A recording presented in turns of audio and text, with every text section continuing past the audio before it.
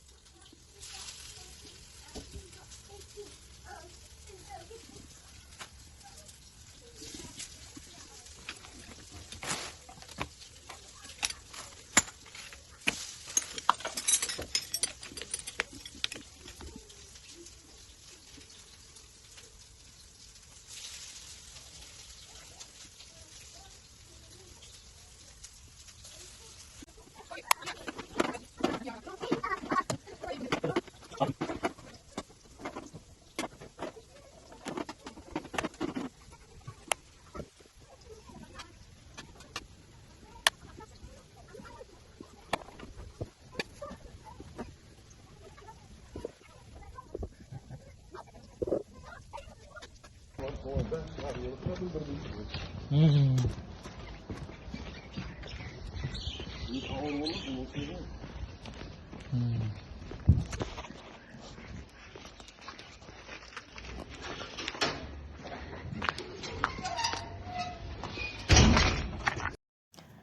сол брачкаға осыны жеткізіп берді. Брачка дән риза, мәз болып, шынайы тәнті болып, разы болды. Осындай жалпы кішкентай распаковка видео істеп қойғанбыз. Бұл жерде көрсеттім.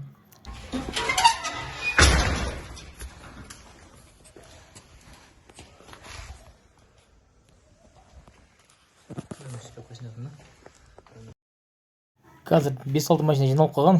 Гаражда осыған кішкене обзор жасаймыз. Осы аппаратпен машиналардың осы майда-шүйде ұрылғандарын шығарып отырмыз. Жалпы айтқанда осыны споттер дейді жаңағыдай точечный сваркамен. Осымен жаңағы майысқан детальный шешпестен сол машинаның үстінде прям ремонттаймыз.